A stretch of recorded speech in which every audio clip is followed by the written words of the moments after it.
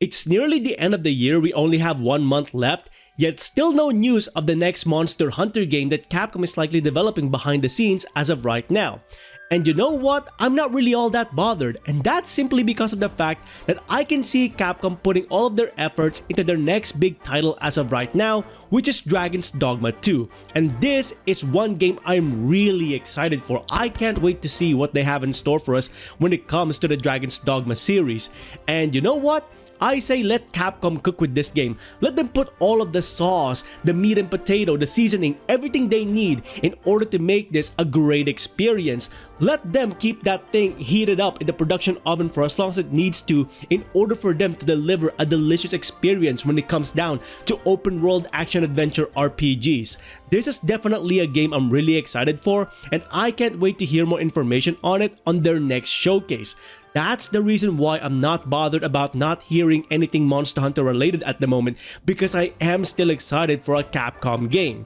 So yeah, I can't wait to see what they have in store for us. Hopefully they have a demo at some point in future before they officially release this game, because I want a bit of that taste of what they have in store for us with Dragon's Dogma 2. I do believe they did have a demo in Tokyo Game Show during the event, but obviously they didn't release that to the general public. So I can't wait to see what they have in store for us once again. I can't keep saying that enough because I really want to see more of Dragon's Dogma 2 as of right now.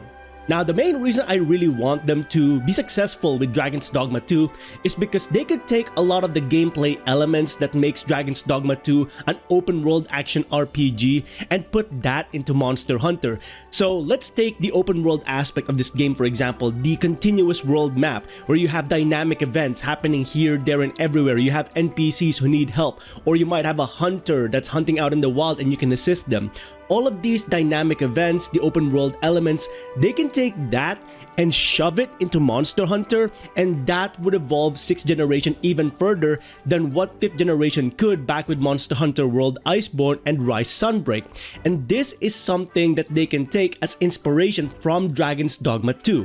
That's the reason why I really want to see them cook this game first, because whatever they do with Dragon's Dogma 2, that could be an element that we could see with the next Monster Hunter game as well. And I'm genuinely excited with that concept. A seamless open world Monster Hunter game with dynamic events happening here, there, and everywhere. 5th generation already gave us some amazing dynamic events in the form of the Turf Wars. They could evolve that even further, in my opinion. Now, even though I've been blathering on about how Capcom can utilize elements of Dragon's Dogma 2 to create an open world experience with the next Monster Hunter title, there is one problem with the series that they will need to address, and that is an established world map. If we're going to go through old world locales like the Sandy Plains, for example, or the Flooded Forest, and try to seamlessly connect them to one another, Capcom will need to create an established world map that determines where they are relative to the region in which they're based on.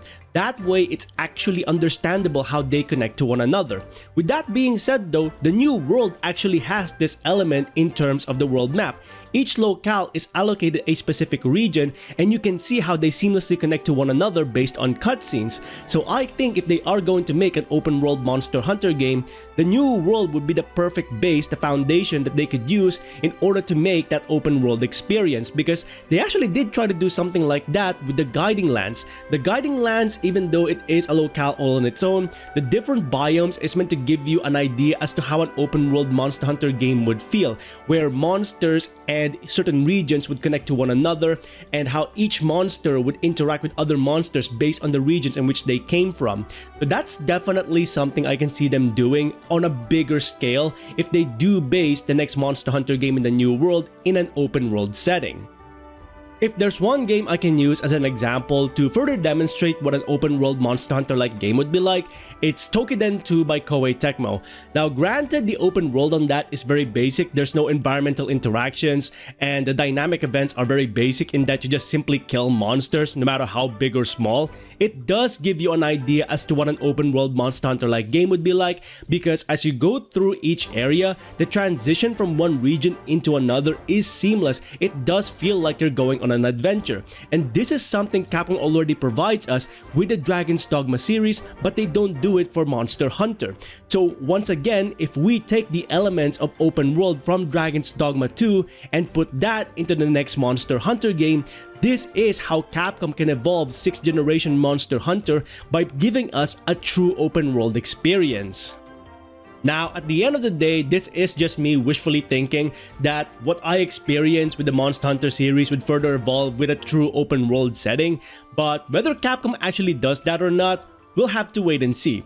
And whether it's a good thing or a bad thing, that's for you to let us know in the comments below. So, with all of that being said, what do you think about Monster Hunter becoming an open world action adventure RPG? Do let us know in the comments below your overall thoughts and opinions regarding 6th generation Monster Hunter providing us with an open world experience. And as always, if you enjoyed these videos, please consider hitting the like on the video itself and subscribing to the channel, as well as hitting that bell icon so you can go ahead and catch up on any other content that I might be doing in future. Until then, I hope you enjoyed this video. Thanks ever so much for watching, and I'll see you next time. Onward and upward.